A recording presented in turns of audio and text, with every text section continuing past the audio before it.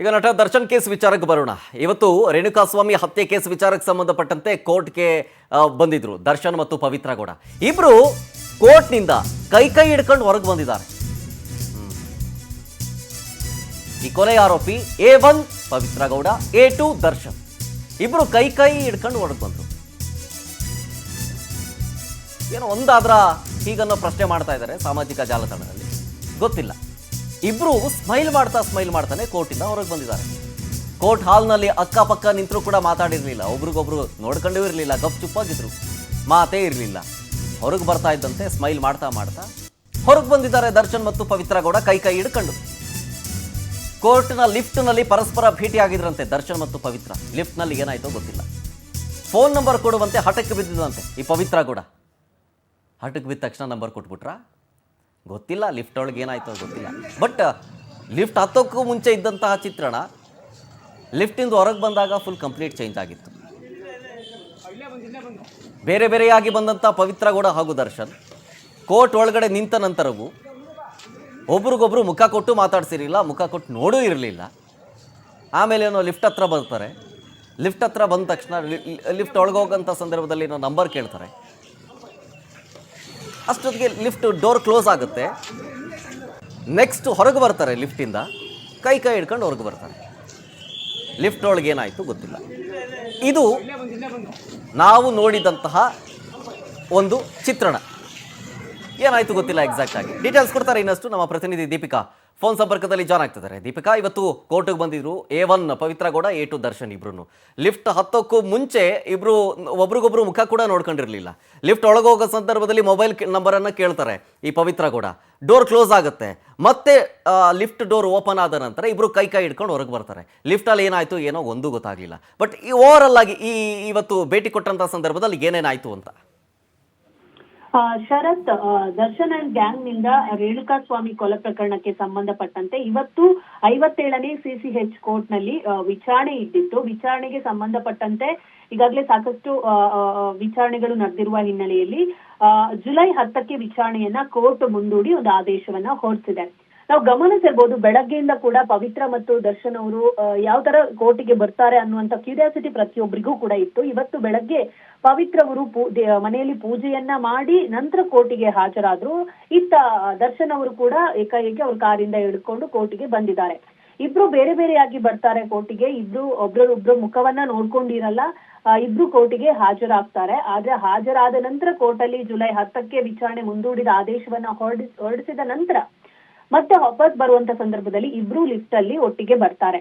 Lift ಒಟ್ಟಿಗೆ ಬರುವ ತನಕ ಯಾವುದೇ ರೀತಿಯಲ್ಲಿ ಅವರು ಮುಖವನ್ನ ನೋಡಿರಲ್ಲ, ಏನು ಮಾತಾಡ್ಕೊಂಡು ಇರಲ್ಲ. ಲಿಫ್ಟ್ ಒಳಗೆ ಹೋದ ನಂತರ ಅಲ್ಲಿ ಏನಾಯ್ತು ಅನ್ನೋದು ಗೊತ್ತಿಲ್ಲ. ಆದ್ರೆ ಲಿಫ್ಟ್ ಇಂದ ಇಳಿದು ಹೊರಗಡೆ ಬರುವಂತಹ ಸಂದರ್ಭದಲ್ಲಿ ಇಬ್ರ ಮುಖದಲ್ಲೂ ಒಂದು ನಗು ಕಾಣುತ್ತೆ. ಇಬ್ರು ಒಂದು ಖುಷಿಯಿಂದಲೇ ಹೊರಗಡೆ ಬರ್ತಾರೆ. ಒಟ್ಟಿಗೆ ಕೈ ಹಿಡ್ಕೊಂಡು ಹೊರಗಡೆ ಬರುವಂತಹ ದೃಶ್ಯ ಸಿಕ್ಕಿರುವಂತದ್ದು. ಇದೆಲ್ಲವನ್ನ ಗಮನಿಸಿದ್ರೆ ನಾವು ಯೋಚನೆ ಮಾಡ್ಬೋದು, ಲಿಫ್ಟ್ ಅಲ್ಲಿ ಅವರು ಮಾತಾಡಿರ್ತಾರೆ, ಜೊತೆಗೆ ಫೋನ್ ನಂಬರ್ ಕೂಡ ಶೇರ್ ಆಗಿರಬಹುದು ಅನ್ನೋ ಒಂದು ಮಾತು ಕೂಡ ಕೇಳಿ ಬರ್ತಾ ಇದೆ. ಪವಿತ್ರ ಗೌಡ ಅವರು ದರ್ಶನ್ಗೆ ಫೋನ್ ನಂಬರ್ ಕೊಡುವಂತೆ ಹಠ ಮಾಡಿದ್ರ ಅನ್ನುವಂತ ಪ್ರಶ್ನೆ ಕೂಡ ಎದುರಾಗುತ್ತೆ. ನೀವು ಗಮನಿಸಬಹುದು, ಕಳೆದ ಬಾರಿ ದರ್ಶನ್ ಮತ್ತೆ ವಿಜಯಲಕ್ಷ್ಮಿ ಅವರ ಒಂದು ವೆಡ್ಡಿಂಗ್ ಆನಿವರ್ಸರಿಯನ್ನ ದುಬೈನಲ್ಲಿ ಅದ್ದೂರಿಯಾಗಿ ಆಚರಣೆ ಮಾಡ್ತಾರೆ. ಅವರ ಆಪ್ತ ಗೆಳೆಯರಾಗಿರ್ಬೋದು, ಸ್ನೇಹಿತರ ಜೊತೆಗೂಡಿ ಡ್ಯಾನ್ಸ್ ಮಾಡೋದ್ರ ಮೂಲಕ ಒಂದು ವಿವಾಹ ವಾರ್ಷಿಕೋತ್ಸವವನ್ನ ಅದ್ದೂರಿಯಾಗಿ ಸೆಲೆಬ್ರೇಟ್ ಮಾಡಿರ್ತಾರೆ. ಆ ವಿಡಿಯೋ ಎಲ್ಲೆಡೆ ವೈರಲ್ ಆಗುತ್ತೆ. ತದನಂತರ ನೆಕ್ಸ್ಟ್ ಡೇ ಇಂದ ಪವಿತ್ರ ಗೌಡ ಒಂದಲ್ಲ ಒಂದು ರೀತಿಯಲ್ಲಿ ದರ್ಶನ್ ಮತ್ತೆ ಪವಿತ್ರ ಗೌಡ ಒಟ್ಟಿಗೆ ಇರುವಂತಹ ಫೋಟೋಗಳನ್ನ ಸ್ಟೇಟಸ್ ಹಾಕೋದ್ರ ಮೂಲಕ ತಿರುಗೇಟನ್ನ ಕೊಡುವಂತ ಪ್ರಯತ್ನವನ್ನ ಮಾಡ್ತಾರೆ. ಇದರ ಬೆನ್ನಲ್ಲೇ ವಿಜಯಲಕ್ಷ್ಮಿ ಮತ್ತೆ ಪವಿತ್ರ ಅವರಿಗೆ ಮಾತಿನ ವಾಗ್ವಾದಗಳು ನಡೆಯುತ್ತೆ. ಸ್ಟೇಟಸ್ಗಳ ಮೂಲಕ ವಾಗ್ವಾದಗಳು ನಡೀತಾ ಇರುತ್ತೆ. ಒಂದು ಪೋಸ್ಟ್ ಗಳನ್ನ ಹಾಕೋದ್ರ ಮೂಲಕ ಇಬ್ಬರ ನಡುವೆ ಒಂದು ಇನ್ನರ್ ವಾರ್ ನಡೆದಿರುವಂತ ಘಟನೆಗಳು ನಿಮಗೆ ಗೊತ್ತಿರುತ್ತೆ. ಯಾಕಂದ್ರೆ ಈಗಾಗಲೇ ಇಬ್ರು ಕೂಡ ಪೋಸ್ಟ್ ಗಳನ್ನ ಹಾಕೋದ್ರ ಮೂಲಕ ಒಬ್ರಿಗೊಬ್ರು ಟಕ್ಕರನ್ನ ಕೊಡ್ತಾ ಇದ್ರು. ಅದಾದ ನಂತರ ಈ ಒಂದು ರೇಣುಕಾ ಸ್ವಾಮಿ ಕೊಲೆ ಪ್ರಕರಣ ನಡೆದಿರುವಂತದ್ದು. ಇದಕ್ಕೆ ಸಂಬಂಧಪಟ್ಟಂತೆ ದರ್ಶನ್ ಜೈಲುವಾಸಿ ಕೂಡ ಆಗಿದ್ರು. ಹೊರಗಡೆ ಬಂದ ಮೇಲೆ ಯಾವುದೇ ಕಾರಣಕ್ಕೂ ಒಬ್ರನ್ನೊಬ್ರು ಭೇಟಿ ಆಗಿದ್ದೇ ಇಲ್ಲ, ಭೇಟಿ ಮಾಡಕ್ಕೆ ಒಂದು ಅವಕಾಶವನ್ನು ಕೂಡ ಕೊಟ್ಟಿರ್ಲಿಲ್ಲ.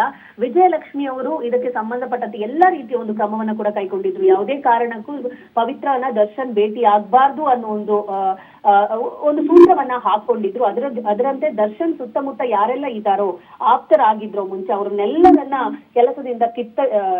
ಕೆಲಸದಿಂದ ತೆಗೆದು ಹಾಕ್ತಾರೆ. ಹೊಸ ಕೆಲಸದವರನ್ನ ನೇಮಕ ಮಾಡ್ತಾರೆ. ದರ್ಶನ್ ಎಲ್ಲಿ ಹೋಗ್ಬೇಕು, ಯಾರನ್ನ ಮೀಟ್ ಆಗ್ಬೇಕು, ಇದೆಲ್ಲವನ್ನ ವಿಜಯಲಕ್ಷ್ಮಿ ಅವರೇ ಪ್ಲಾನ್ ಮಾಡ್ಕೋತಾರೆ. ಈ ಕಾರಣದಿಂದಾಗಿ ಪವಿತ್ರಗೆ ಯಾವುದೇ ಕಾರಣಕ್ಕೆ ದರ್ಶನ್ ಅವರನ್ನ ಭೇಟಿ ಆಗೋ ಅವಕಾಶ ಸಿಕ್ಕಿರ್ಲಿಲ್ಲ. ಇನ್ನು ಕಳೆದ ಬಾರಿ ಕೂಡ ಒಂದು ಕೋರ್ಟಿಗೆ ಹಾಜರಾಗುವ ಸಂದರ್ಭದಲ್ಲಿ ದರ್ಶನ್ ಅವರು ಗೈರಾಗಿರ್ತಾರೆ. ಕೋರ್ಟ್ ಕೂಡ ಒಂದು ಕಟ್ಟುನಿಟ್ಟಿನ ಆದೇಶವನ್ನ ಹೊರಡಿಸುತ್ತೆ. ಈ ಬಾರಿ ತಪ್ಪಿಸ್ಕೋಬಾರ್ದು, ನೀವು ಸಿನಿಮಾ ನೋಡಕ್ಕೆ ಹೋಗ್ತೀರಾ, ಕೋರ್ಟಿಗೆ ಗೈರಾಗೋದು ಯಾಕೆ ಅನ್ನುವಂತ ಪ್ರಶ್ನೆಯನ್ನ ಕೋರ್ಟೇ ಸೂಚನೆ ನೀಡಿರೋದ್ರಿಂದ ಇವತ್ತಿನ ಒಂದು ಕೋರ್ಟಿಗೆ ದರ್ಶನ್ ಅವರು ಹಾಜರಾಗ್ತಾರೆ. ಪವಿತ್ರ ಅವರು ಕೂಡ ಎಂದಿನಂತೆ ಹಾಜರಾಗ್ತಾರೆ. ಆದ್ರೆ ಇಬ್ರು ಎಂಟ್ರಿ ಆಗುವ ಸಂದರ್ಭದಲ್ಲಿ ಯಾವುದೇ ರೀತಿ ಮಾತುಕತೆ ನಡೆದಿರೋದಿಲ್ಲ, ಒಬ್ರಿಗೊಬ್ರು ಮುಖವನ್ನು ನೋಡೋದಿಲ್ಲ. ಆದ್ರೆ ಕೋರ್ಟ್ ನಲ್ಲಿ ಯಾವಾಗ ವಿಚಾರಣೆ ಆಗುತ್ತೋ ತದನಂತರದಲ್ಲಿ ಲಿಫ್ಟ್ ಅಲ್ಲಿ ಇಬ್ರು ಒಟ್ಟಿಗೆ ಕಾಣಿಸಿಕೊಂಡ ಬಳಿಕ ದರ್ಶನ್ ಮತ್ತೆ ಪವಿತ್ರ ಇಬ್ರ ಮುಖದಲ್ಲಿ ಒಂದು ಖುಷಿ ಕಾಣ್ತಾ ಇದೆ. ಜೊತೆಗೆ ಇಬ್ರು ಸ್ಮೈಲ್ ಮಾಡ್ಕೊಂಡು ಕೈ ಹಿಡಿದು ಹೊರಗಡೆ ಬಂದಿದ್ದಾರೆ.